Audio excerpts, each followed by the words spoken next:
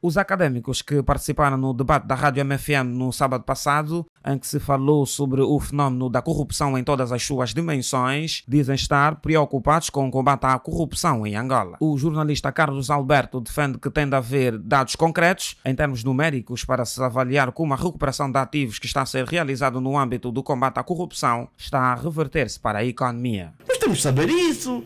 Qual é a porcentagem? É 10%, 20%? Está a aumentar hoje? Não. Quer dizer, nós temos de saber. Nós não sabemos isso. Também estou preocupado porque entrou em funcionamento uma rede chamada Girassol que não se sabe bem de quem é. E a lei da ERCA, a lei da Entidade Reguladora da Comunicação Social, porque eu fui conselheiro da ERCA e sei bem do que falo, obriga que os órgãos de comunicação social tenham de ser conhecidos, os gestores, para evitar até concorrência desleal, para evitar outras situações. Não se sabe de quem é a rede Girassol. E eu não sei se amanhã esta rede Girassol, que se diz, especulam que alguns é da primeira-dama, outros dizem que é de João Lourenço, outros dizem que é de alguém do MPLA, Rui Falcão. Quer dizer, houve-se muita coisa em relação à rede Girassol. Eu não sei se amanhã não vamos ter também, com o João Lourenço fora do governo, não sei se não vamos ter também uma rede Girassol a cair no mesmo sistema das TVs Imbos, palancas TVs, etc. Por isso, e para terminar mesmo, Alves, é que eu defendo uma transparência na informação. Uma informação credível. Os órgãos, quer dizer, não pode uma rede Girassol surgir do nada e ninguém diz nada. O presidente da Associação Pro Bono Angola, Milton Bartolomeu, diz que a lei prevê que a estrutura acionista de uma empresa de comunicação deve ser tornada pública e, por isso, defende a promoção da transparência, da ética e da integridade na administração pública. A administração pública precisa ser mais transparente. Há muitos contratos que são adjudicados de forma direta, sem que se conheçam quem são efetivamente os beneficiários, mas depois vamos ver que a Radoma é a mesma pessoa, é a mesma empresa que está sistematicamente a beneficiar. O também jornalista e diretor do portal Transparência Pública não acredita que as leis criadas para a recuperação de ativos possam produzir os efeitos desejados. Porque tudo saiu num contexto legal. Nós temos que referir isso. As leis no passado permitiam que as pessoas se enriquecessem ilicitamente, ou licitamente, até diria. Portanto, se tudo foi criado na base da licitude, da legalidade, porque o contexto permitia as leis, então como é que agora vão atrás disto? E com que mecanismos? É que vão dizer que aquilo não vale se foi feito com base numa lei, num diploma legal. Assim é o caso da engenheira Isabel dos Santos, por isso muito dificilmente se vai poder negociar com essas pessoas, porque elas agora até podem colocar o Estado numa posição de fragilidade. Não pode acontecer que o Estado começou com um braço de ferro, empunhado com um bastão, a dar a quem não cedesse. Agora vem a dizer, eu por via daquela estratégia não consegui, para querer essa aproximação. As pessoas vão dizer, não, eu agora tenho condições de não aceitar essa proposta e manter a posição de não entregar as coisas. O diretor do Centro de Investigação Econômica da Unidade de Lusíada, Heitor Carvalho, diz ser necessário acabar com a personalização, defende mais responsabilização e explica o porquê. Quer dizer, não só se tem que acabar com a forma e os procedimentos de tudo o que são aprovações que exigem sempre que haja alguém que meta lá a assinatura, como também é preciso responsabilizar quem comete pequenos erros e os chefes que aceitam que os seus subordinados cometam os pequenos erros, porque essa aceitação prejudica enormemente. Eu tenho na minha vida, como toda a gente, de certeza, tido vários problemas a resolver e normalmente encontro situações de difícil solução no primeiro embate no balcão. E normalmente, como sou um bocado refilão, reclamo e vou até obrigar o chefe a resolver. E aquilo que o chefe faz é, ok, vou resolver, você tem razão, vou resolver. Mas eu não quero que resolva só a minha questão. Você tem que resolver isto para o futuro, porque é que a pessoa que fez isto para mim vai fazer exatamente o mesmo para todos os outros que aqui aparecerem, e você não vai resolver problema nenhum. Resolveu o meu problema, não resolveu o problema dos outros. Este é o outro facto, é que as pessoas não se responsabilizam e quando resolvem caso a caso, em vez de resolver o problema do procedimento. E estes são problemas essenciais para o combate à corrupção. O coordenador do Observatório Político e Social de Angola, Sérgio Kalundung, destaca 5 pontos que podem ajudar para o êxito deste combate à corrupção. A primeira é que muitas das desculpas ou das justificações é que a corrupção é em todo sítio, a corrupção não é uma invenção angolana. Sim, mas com o angolano temos que pensar que a impunidade sobre esses factos é uma coisa muito nossa. Esta é a primeira mensagem. Nós não inventamos a corrupção, mas a impunidade foi muito grande. A segunda ideia também é a ideia de, e há um grande debate se no presente temos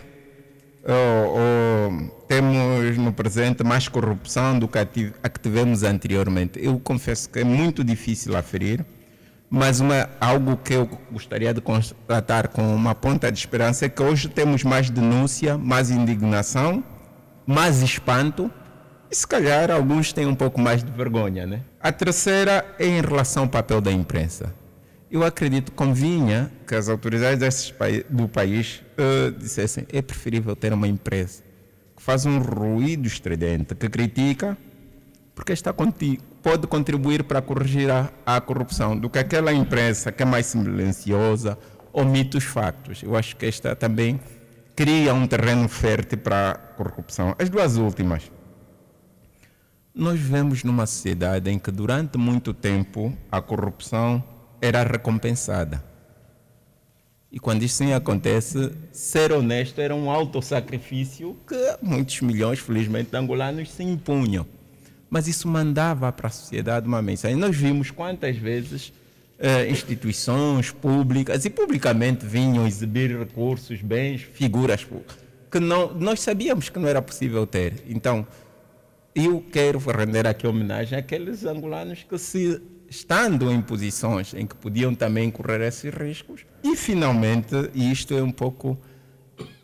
Eu quando me pergunto que faz muita gente alinhar no discurso, no pensamento e na corrupção, no combate à corrupção, eu acho que há várias motivações. Há as motivações intrínsecas, há cidadãos que têm um alto sentido do que é bom e o que é mau e condenam, mas há também muita motivação extrínseca, né? Quais são as vantagens que eu obtenho se alinhar a este discurso? Ou seja, não são necessariamente, não têm uma elevação moral. De tal sorte que eu gostaria de deixar um apelo que acabar com a corrupção não pode ser o objetivo supremo quando ainda não chegamos ao poder ou quando ainda não beneficiamos daquilo que dá. Sob pena de que no futuro mudam-se as pessoas e as coisas permanecem. Os jornalistas também manifestaram preocupação em relação à falta de proteção de cidadãos e profissionais da comunicação que denunciam atos de corrupção. Este é o problema, aliás, de resto abordei aqui, não há como tal uma proteção que se garanta, porque de resto figura-se difícil receber denúncias porque as pessoas têm medo de se exporem. Mas podem fazê-lo de forma anónima também. Temos recebido mais denúncias anónimas porque as pessoas têm medo e por acaso eu que estou aqui estou condenado. Eu fui condenado porque denunciamos um caso e a fonte preferiu ser anónima.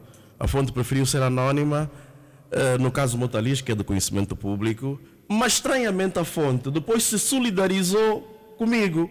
Porque viu, não, eu que passei os dados ao jornalista, porque é que ele está a ser condenado? Não, apareceu em tribunal. E a fonte foi declarante para dizer que fui eu que dei esses dados ao senhor Carlos Alberto em relação ao Dr. Montalis. Nós ocupamos estranhamente, rápido. Exatamente, Alves. Estranhamente, e aí é que está o caso. Como é que um jornalista que apenas deu voz a um cidadão que denunciou um facto de um terreno usurpado é que é condenado e o cidadão que aparece em tribunal a dizer que fui eu, que dei os dados, está aí, não lhe é obrigado nada. O jurista Joaquim Jaime afirma que neste aspecto Angola tem de evoluir para que haja um combate efetivo da corrupção. Há uma lei de proteção às testemunhas, declarantes e colaboradores em processo, mas essa proteção é para quem está implicado no processo, para produzir aquele efeito da tal delação premiada, a colaboração para atenuação extraordinária. De facto, do ponto de vista da proteção, ainda estamos vulneráveis nesse sentido. Temos que evoluir fazer como o Brasil fez, aprovar um pacote anticrime, em vez de estarmos aqui a aprovar leis muito soltas, mas é necessário oferecer segurança jurídica a quem efetivamente se predispõe a colaborar. Joaquim Jaime mostra as lacunas da lei anterior e da atual quanto à recuperação de ativos. Essa norma, e aqui o artigo 13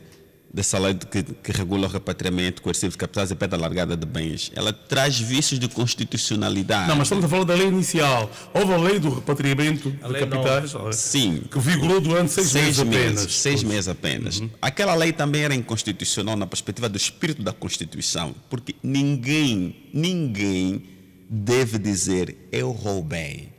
Salvo no excesso da boa-fé, não é? Mas assim, subjetivamente dizer, quem tem $100.000 em Portugal, por favor, que repatrie para Angola. Ok, mas o que é que esses $100.000 têm? São ilícitos, sim. Prove que são ilícitos.